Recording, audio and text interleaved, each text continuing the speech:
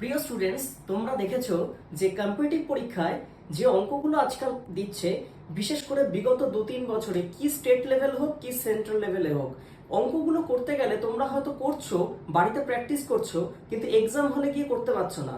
হয় সেখানে ক্যালকুলেটিভ লাগছে অঙ্ক, হয় অঙ্ক লেন্দি লাগছে, নয়তো সেখানে এমন কিছু ট্রিক লাগছে যেটা তোমাদের জানা নেই। এরকমই কিছু ট্রিক্স নিয়ে আমি আজকে থেকে শুরু করতে চলেছি, যাতে করে কিনা তোমরা এই ট্রিকগুলো কাজে লাগিয়ে অঙ্কগুলো খুব সময়ে এবং এফেক্টিভলি তোমরা এই অঙ্কগুলো করতে পারো। দেখো, এখানে একটা অঙ্ক দিয়েছি তোমাকে। এই অঙ্কটা হলো রেশিওর অঙ্ক। এই রেশিওর অঙ্কতে বলছে কি যে xy is to yz is to zx যদি 1:3:5 হয়, তাহলে x square is to y square is to z square এর মান কত হবে।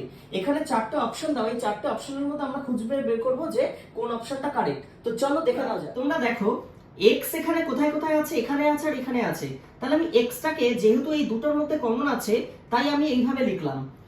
এই দুটোর মধ্যে কমন আছে y, এখান থেকে আমি y নিলাম। আর এই দুটোর মধ্যে কমন আছে z, আমি এখান থেকে z নিলাম। তাহলে এখান থেকে আমি x is to y is to z বের করতে চাইছি। যেহেতু আমি প্রথম x বের করার জন্য প্রথম এবং শেষেরটা নিয়েছি, তাই এখানে প্রথম এবং শেষেরটা আমি গুণ করব। তাহলে এখানে লিখবো 1 গুণ 5। যেহেতু y বের করার জন্য আমি প্রথম এবং দ্বিতীয়টা নিয়েছি, তাই প্রথম এবং দ্বিতীয়টা আমি এখানে গুণ করব। যেহেতু z বের করার জন্য আমি প্রথম, দ্বিতীয় এবং লাস্টেরটা নিয়েছি, তাই সেকেন্ড আর লাস্টেরটা আমি এখানে গুণ করব। তাহলে এখান থেকে আমি পেয়ে যাচ্ছি x is to y is to z equals to 5 is to 3 is to 15।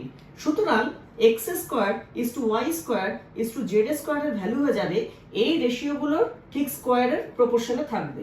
তাহলে আমি পেয়ে যাব 5 square is to 3 square is to 15 square, মানে 25 is to 9 is to 225। সুতরাং কোন অপশনটা কারেক্ট হবে? অপশন সি হয়ে যাবে কারেক্ট আনসার। আগের ট্রিক্সটাকে কাজে লাগিয়ে তোমরা এই কোশ্চেনটার উত্তর বলো। যদি xy is to yz is to zx equals to 2 is to 3 is to 4 হয়, তাহলে x স্কয়ার y স্কয়ার আর z স্কয়ারের রেশিওর ভ্যালু এই চারটে অপশনের মধ্যে কোন অপশনটা কারেক্ট হবে তোমরা কমেন্ট বক্সে লিখে জানাও।